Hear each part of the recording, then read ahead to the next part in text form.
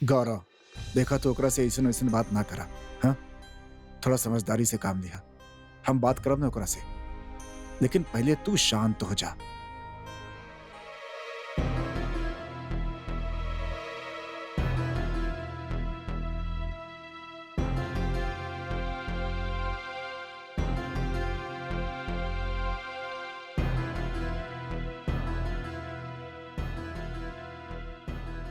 का बात बा मम्मी? सब ऐसे चुप काहे बानी? हमनी के चुप्पी के नतीजा बाई तहारी घटिया हरकत के वजह से ना आज हमनी ऐजा बैठल बानी।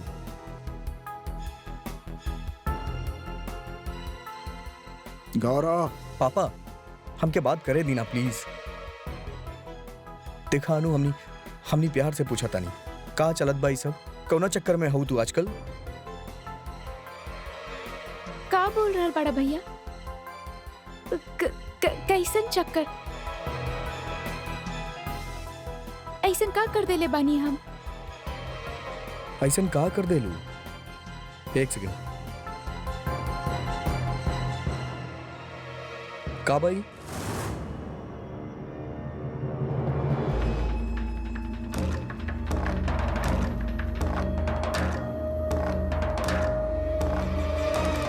हम जो पूछा था नहीं ना, तू अच्छा तरह से समझा तारू।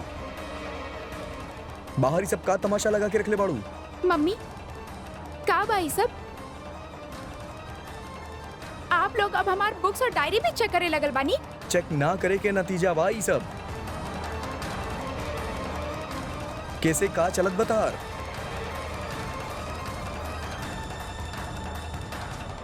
अनु फोन दा। हम कहता नहीं फोन दा अपन।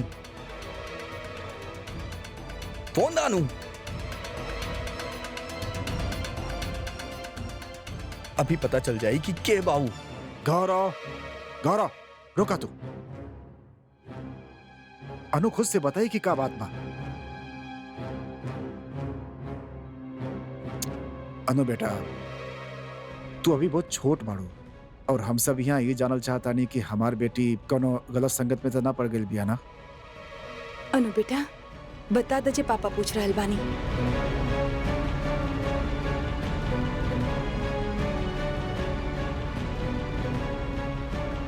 बोला अनु। बेशर्म की तरह खड़ी का बाड़ू? सुनाई नहीं के देत का? अरे बोल काहे ना देती मोड़ी। इतना ढीठ पिना तक केहू करबे ना कैले सी घर में कब हो।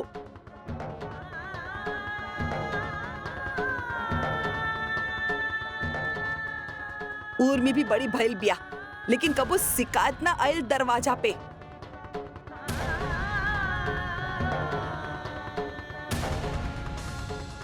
देखा नु, हमसे कहा जे भी बात बा, क्यों धोखे कुछ ना कही।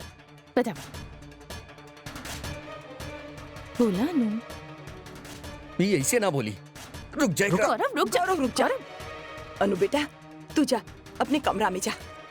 अरे एकरा और तनी छूट मिलल ना, पूरा झांसी शहर में मुंह दिखावे के लायक ना रहब हमनी। अनु तो अपने कमरा में जा। जा।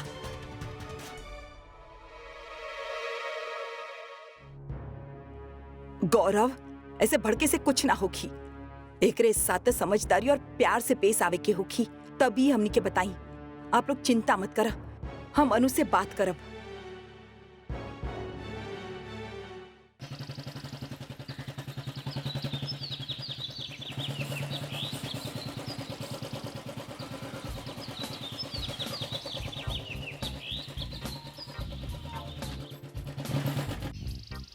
मैडम खातिर कपड़ा? हाँ, दुकान तो ठीक लागत बा। हम यहाँ से का ले? जौना हिसाब से कपड़ा पहन ले बाड़ू, ऐसे ट्रॉफी तो ना मिली। जौन मिली हुए लेवे के पड़ी। आई नहीं।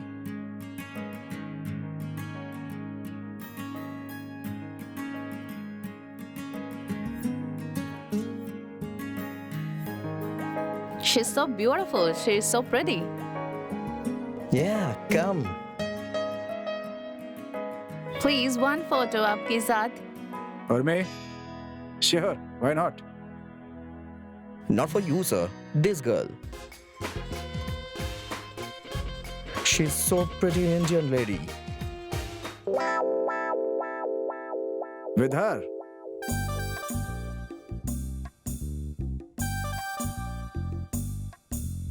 Okay. No problem. सुनिए, खिंचवाएं बहन के साथ फोटो आपके साथ.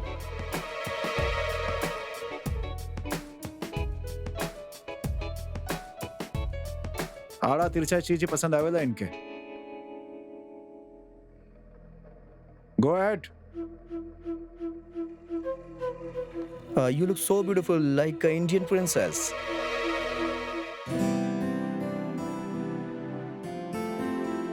Thank you. I'm newly married. And I have come here with my husband for honeymoon. Oh, so you're not from Goa? No. I am from Jhansi, Uttar Pradesh.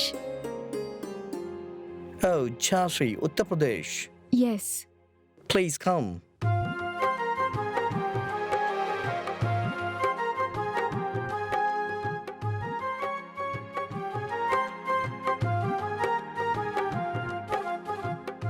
Can you make a click?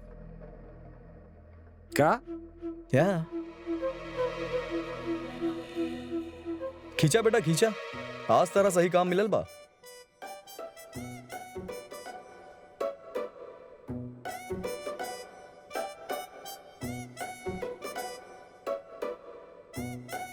अच्छे से खींचिए. हाँ,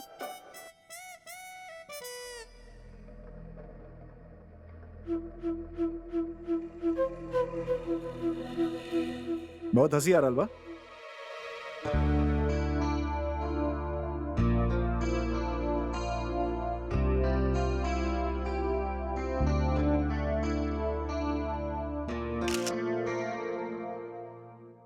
This is your Thank you. wife? Yes. हम लोग के घुमाता नहीं था हमारे ही होगी. How lucky you are. Wow. Thank you. Thank you. Bye. देखला बेटा, अपन वाइफ के जलवा. जोकर बंदर और मदारी वाले के साथ हर क्यों फोटो खिंचवाल चाहेला. बेटा तू चाहे जोन कुछ भी कहा, लेकिन असलियत तारा के पता पा. इतना झाड़ पर मत चढ़ावा. और आप मौका मिलते ही शुरू हो जानी केहू के साथ भी. सिखाए पड़ी आपके केकरे साथ कितना बात करे के बा. कहीं भी शुरू हो जानी. न जान न पहचान, बस बात करवा ला. आई अब जल्दी एक वाली जल्दी करी.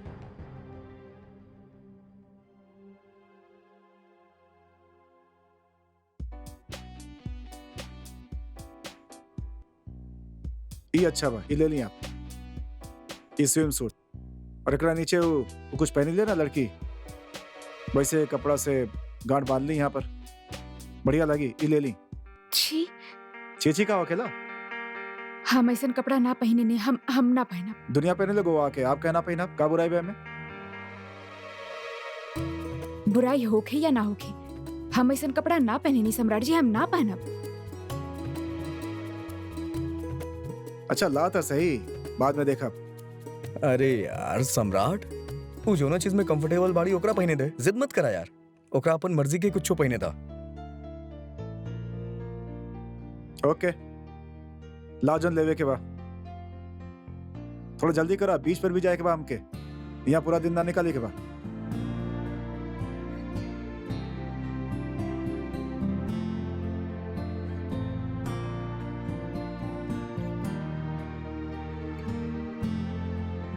ई कैसन बा? ठीक बा. दो चार और खरीद ली, बार बार ना शॉपिंग करे खातिर. अब जा अंदर, ट्रायल रूम में चेक कर ला. और ये भी लेके जा.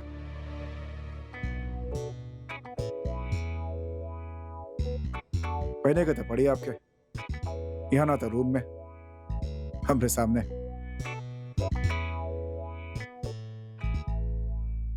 आप भी ना. ये भी पैक करें।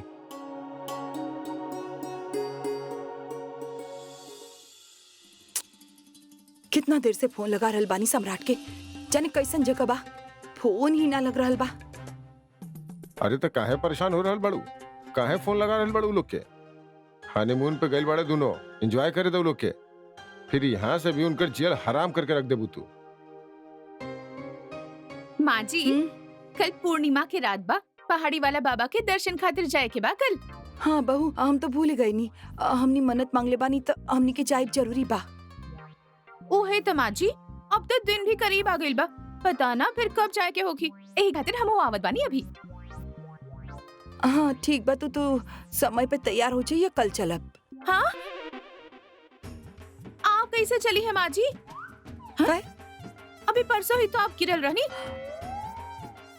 अब फिर से आप गिर गई नी तो बड़ मुसीबत हो जाए। और उर्मी भी अब जा चुकल बिया, हम खुद के संभालब कि आपके संभालब? वैसे भी अभी आपके ठीक रह बहुत जरूरी बा माँ जी।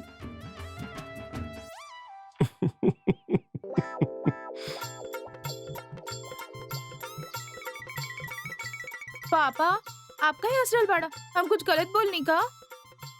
इनकर तो आदत बा ऐसे फालतू के बात पे हंसे के। तू चिंता मत कर बहू, कल हम तोहरे साथ चलब, अब हम एकदम सही बानी। ना माँ जी, हम इतना बड़ खतरा ना उठा सके नी। यही खातिर हम रश्मि से बात कर ले बानी, ओकरे भी वहाँ जाए के बा मन्नत के खातिर, तो हम ओकरे साथ चल जाए। अब परेशान मत होखी। अच्छा तो ठीक बा, अगर वो जा रहल बानी तो तू तो उनके साथ ही चल जाइया। ठीक बा माँ जी, तो हम ओकरे के पक्का कर देत बानी और होवत बानी, ठीक बा? हाँ ठीक बा।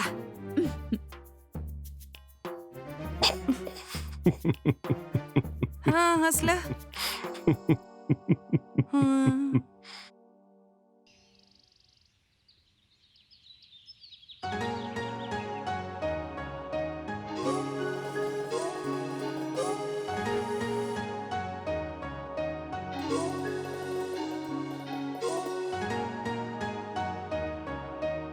बहुत अच्छा लगा था रूमी।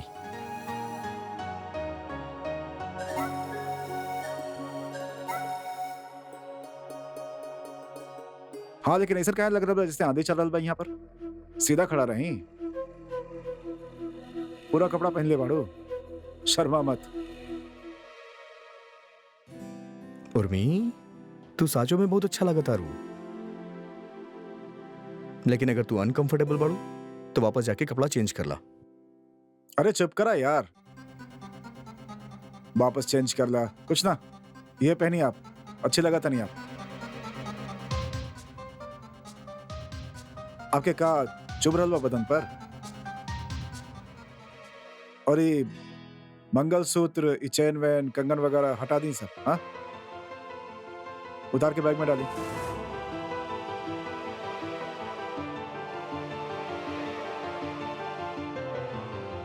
ना, हम मंगलसूत्र ना उतारब। कहाँ है? मंगलसूत्र कैसे उतार सकेनी? ई सुहा के निशानी बा, हम एकरा ना उतारब।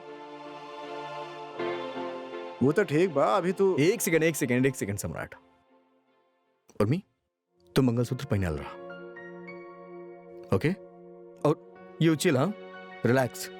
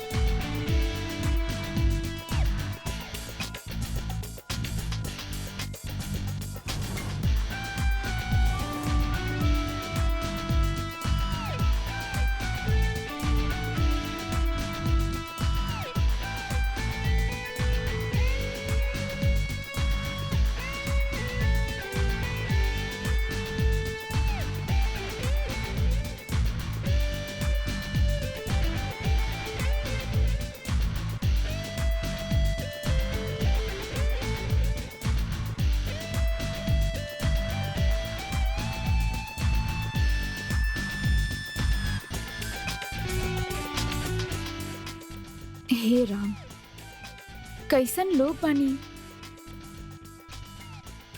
इनके शर्म ना आवेला का?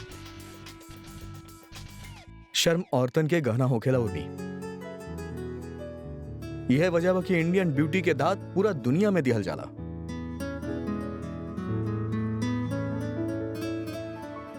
देखा ये भी एगो दुनिया बा, एमे भी जियल सीखा। नजर मत चुरावा एकरा से। इनकर मानल बा सुंदरता छिपावे के ना दिखावे के चाही। आवा हमने भी ये फिरंगिन की तरह आनंद लेहल जाए, नजर के थोड़ा स्वस्थ बनाइल जाए।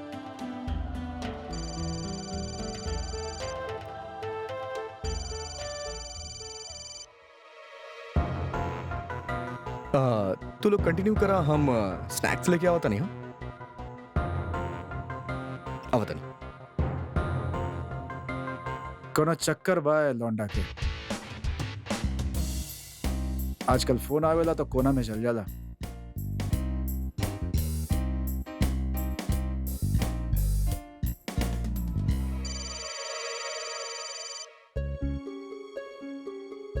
हाँ चुटकी, बोलो। ईशान जी, आप हमके एक फोन भी ना कैला, एक मैसेज भी ना। आप कहले रहनी ना कि हमनी दोस्त बन के रहा। हाँ छुटकी, हमनी दोस्त बानी, पर हम तोरा कब फोन करती? आज ही तो आयल बानी है जा। एगो मैसेज तो कर सकत रहनी ना। अरे छुटकी, टाइम मिले पे जरूर फोन और मैसेज करब, लेकिन अभी तू अपन सारा ध्यान सब चीज से हटा के सिर्फ और सिर्फ पढ़ाई पे लगावा। ओके, चलो बाय। पर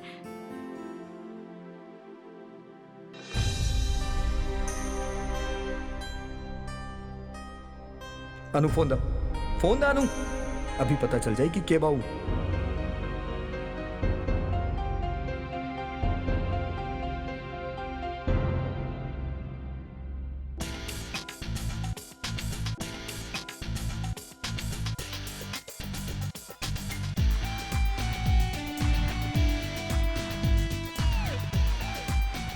एक मिनट, आप वहां बैठे, हम यहां बैठा।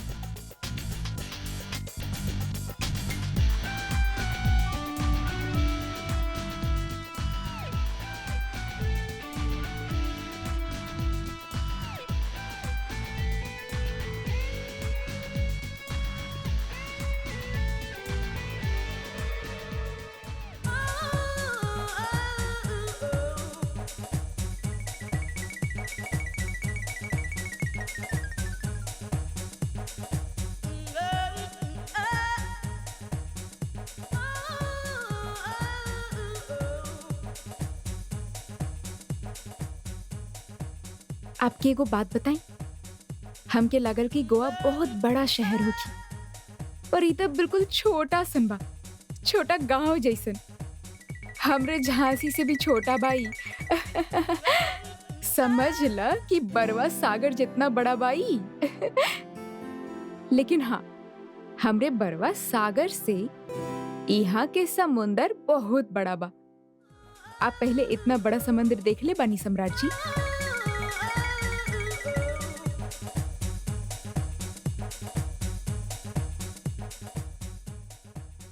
का सोच रहल बानी आप? बताई।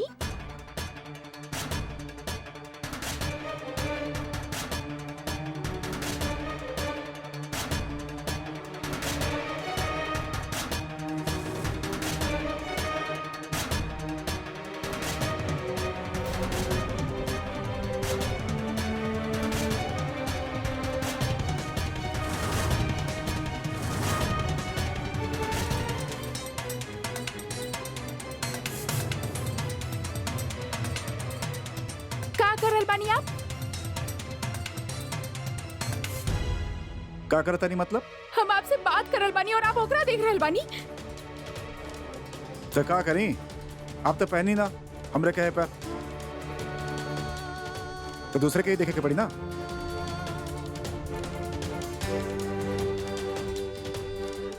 चश्मा दी हमके, आपके आंख ना दिखाई देता हमके। हम के दा का करब हमार आंख देख के? घर पे देखिए हमार आंख, ये देखी नजारा, ये सुंदरता देखी, समुंदर देखी। अच्छा तू लोग लड़ल बंद कर बा, स्नैक्स आवत बा।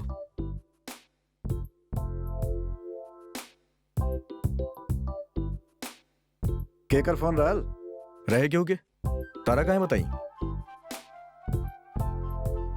वैसे का बात बा यार, दोनों एक साथ है, बहुत अच्छा लगा तारा। यह बात पे एगो फोटो हो जाए। यार आवा फोटो खिंचाए के बाद। पास आवा यार। आवा।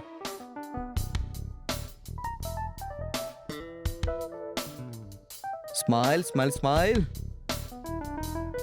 मैडम जी स्माइल करी, अच्छा दिखे नहीं आप स्माइल करा। खींचा भाई। 1 2 3। अरे ई का करल बाड़ू? ऐसे हालत में इतना झुके के ना चाहिए। तो हर दिन पूरा होके वाला बा, जरा संभल के रहल करा। दिन पूरा होके के मतलब? इधा करल बाड़ी माजिद, अभी तो हमार उम्र ही कितनी बा? हे भगवान, दिवाकर जरा समझावा एकरे के हमरे कहे के का मतलब बा। एकरे दिमाग में ना कुछ अलग ही सीढ़ी चलत बा। हाँ कंचन, दिन पूरा होके का मतलब तोरा प्रेगनेंसी से बा। ओहो, ई बात बा। हम तो डर ही गइल रहनी, कहीं कच्चा उम्र में ही हम मर जाए का। अरे ये कैसे अपशगुन वाली बात करल बाड़ू तू? हाँ? अब तो बस जल्दी से ना हमारे घर में पोता आ जाए, तो पूरा घर में रौनक हो जाए। हाँ? पोता का है, पोती आवे के चाहिए। माँ जी, हमके भी लड़की के ही लालसा बा।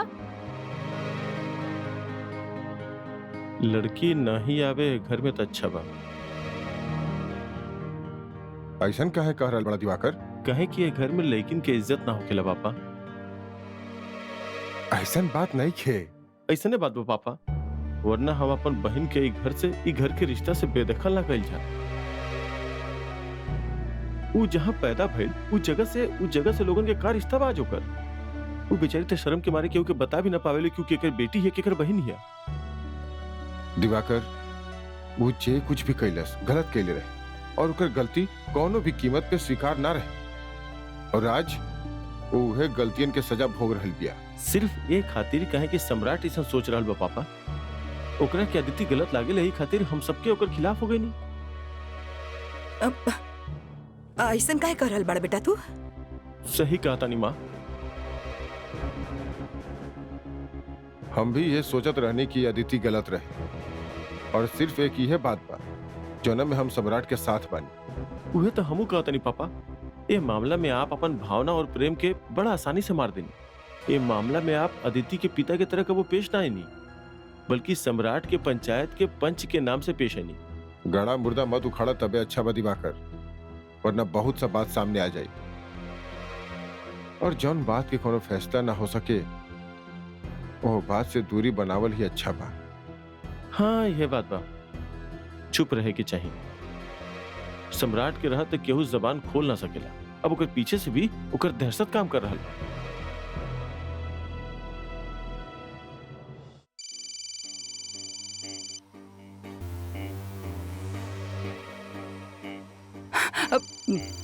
सम्राट के फोन। आप लोग चुप रहिए। हाँ, एकरे के कैसे पता चल जाले कि हमनी एकरे ही बारे में बात करल बानी? अरे उठाई फोन, वहाँ दिखाई ना दे कि यहाँ का चल रहल बा।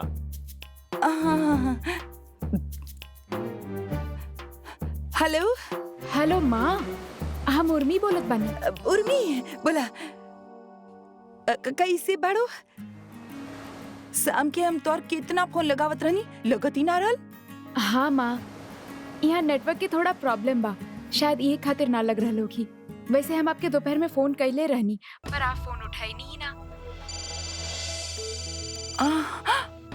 सम्राट के फोन कब?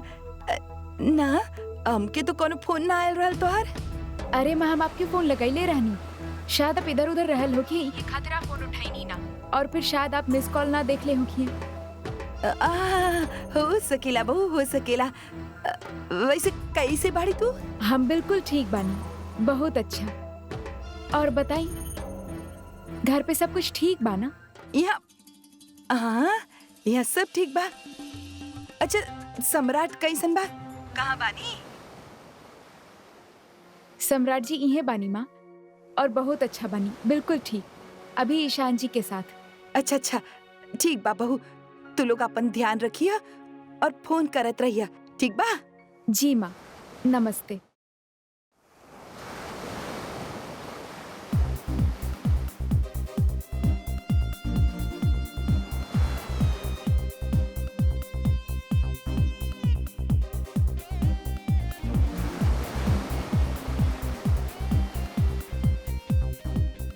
बात हो गई? जी, आप भी माँ से बात कर लेती, बहुत याद करत रही आपके। अच्छा, अब एक दिन में ऐसा का बदल जाए वहां पर जब बात करे के पड़े। आप बात कहनी ना, इनफ बा। वैसे सब ठीक बना घर पर? सब बिल्कुल ठीक।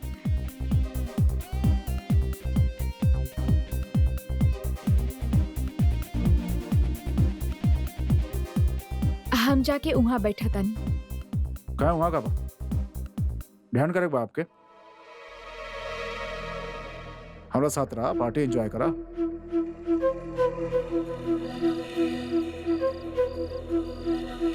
हम जाके बैठा तानी ना वहाँ पे। जा।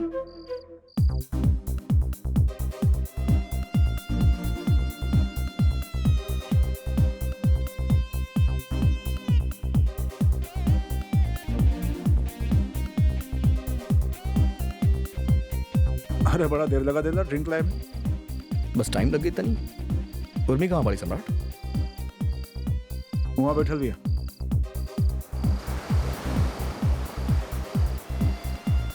यारू तो अकेले बैठल बाड़ी यार, बोर हो जाइयू। तो का करी, शीर्षासन करे ओकरा सामने हैं? ओकर मनोरंजन के ठेका दे ले बानी हम। बोलने आ जा, एंजॉय करा पार्टी हमरा सामने, लेकिन ना का करे बा ओकर मर्जी। कैसन बात करता यार, हेजिटेशन होत होई ओकरा के। तो ओकरा खातिर हम का करी यार, अपने मूड के सत्यानाश कर दी।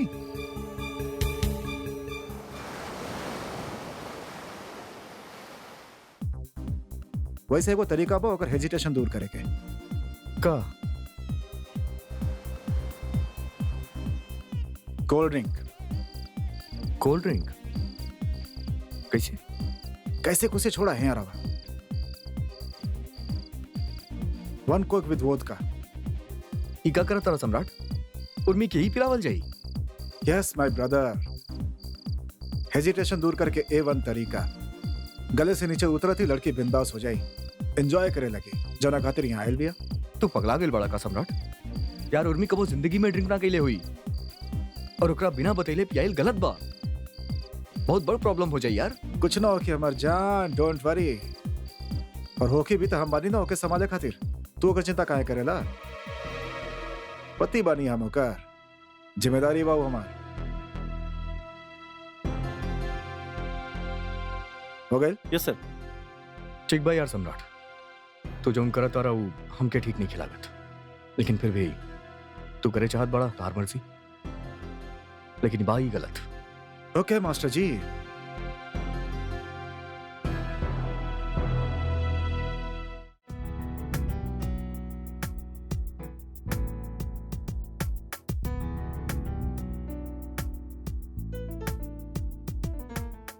ली।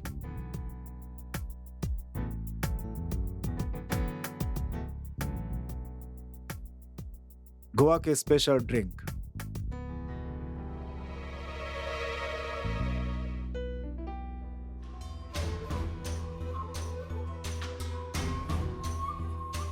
हमके बहुत प्यास लागत रहे। अच्छा भैला कुछ पिए खातिर ले आई। Thank you.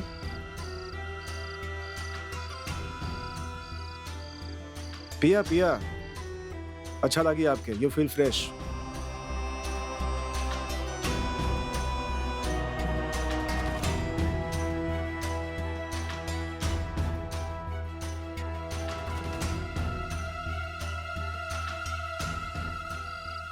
का भाई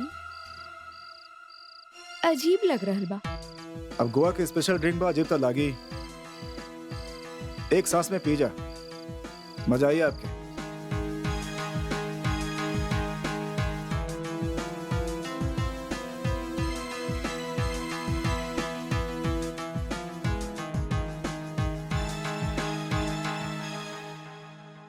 तू ध्यान कहे ना दे लो ऊपर सरोज, घर में रहे लो, तोरा समझ में ना आए लो का कर रहल बिया, कौन माहौल कौन संगत में जा रहल बिया। माँ बाड़ू होकर और तोके दिखाई ना दे सोकर हरकत। अभी हम ही बताई ना ओकरा हरकत के बारे में सबके, ध्यान दे ले तभी तो। और हमके कैसे पता चल सकेली ओकरे दिमाग में का खुरापात चल रहल बा। देखा, ऐसन कहे देवे भर से काम ना चली सरोज। माँ बाड़ू तू होकर और तो जिम्मेदारी भी आऊ बच्चन के, खासकर से लड़कियन के सही पालन पोषण करे के, ओके सही राह दिखावे के। सारी जिम्मेदारी सिर्फ माँ के होखेले, पिता के कोनो फर्ज ना होखत क्यों कुछ ऐसा कर कि बच्चा सही और गलत राह पहचान पावे। लेकिन पिता तो अपनी दुनिया में मगन रहे नहीं, उनके का फर्क पड़ेला। और आज बच्चन में कमी नजर आयल तो सारी जिम्मेदारी माँ पे डाल देनी। हर बात हमके मत सुनावल करा सरोज। ई सुनावे तो आप शुरू कैले रहनी, हम तो सिर्फ सच बतावत बानी। हमरे ऊपर अनु के पालन पोषण के सवाल उठ रहल बा। उर्मी भी तो इहे घर में रहल, ओकरे के केहू और पाल ले बा। ऊ तो ऐसा कबो कुछ ना कैले, ओकरे खातिर का शाबाशी देला का आप हमके। हमार जिम्मेदारी गिनावे से पहले कबो अपनी गिरेबान में झांक के देखा, आप कितना जिम्मेदारी निभाइला। सरोज चिल्ला मत, और ना ही हमार मुंह खुलवावा, वरना ई बिस्तर से अलग होके की वजह वो सारी बात याद दिलाई दे जे आज तक अपने सीना में गाड़ के रख ले बानी हम। एक और बात कहा बाप से, ये दरवाजा के बाहर बहुत इज्जत बाप के, कम से कम ओकरा के बना के रखा।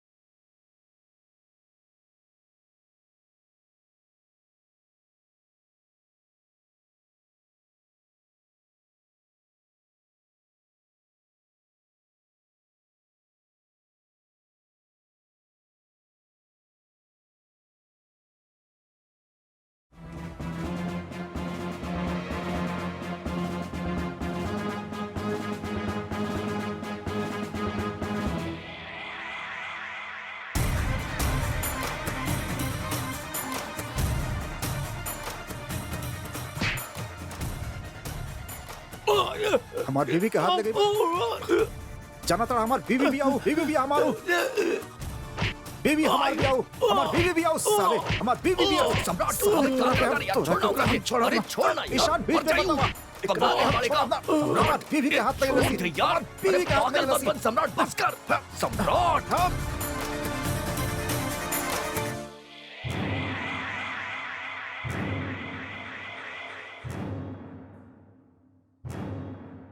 ईशान छोड़ा, सम्राट बस। छोड़ा यार ईशान, भाग क्या रहा बड़े यार। आओ फिरंगी, डांस कर बे, हमारे साथ डांस कर। बीवी का हाथ लगे बे, साले काट डालो, फाड़ डालो सबके यहाँ पर।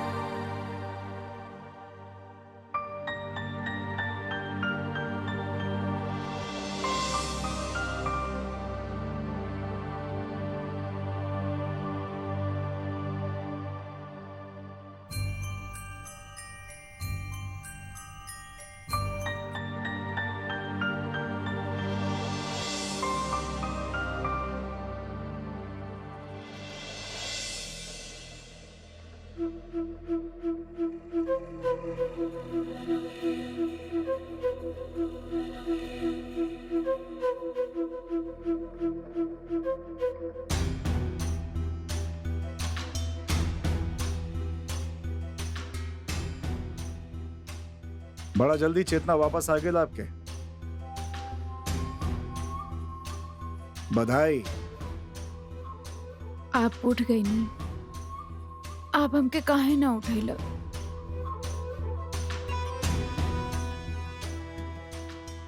उठावा लोगन के नींद से जाला, बेहोशी से ना मैडम। मतलब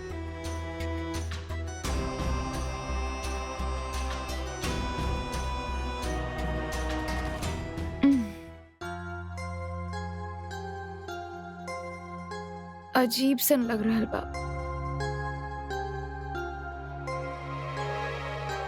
सर फटल जा रहल बा सम्राट जी।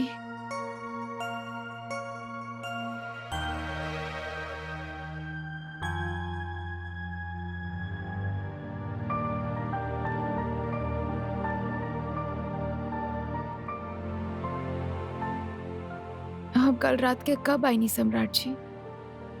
वापस है नहीं ना, ले आल गेल आपके, वो भी उठा के। वापस आए के हालत में ना रहनी आप।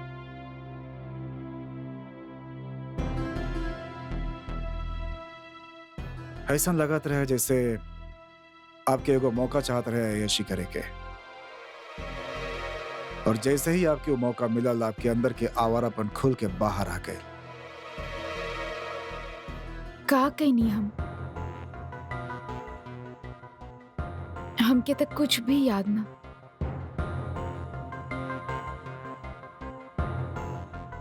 माँ के फोन लगाईनी, उनसे बात भइल। आप हमके कुछ पिए खातिर देले रहनी और हम पियले भी।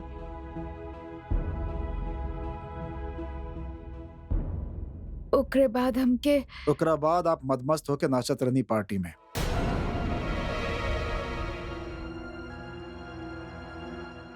अनजान फिरंगियन के साथ है।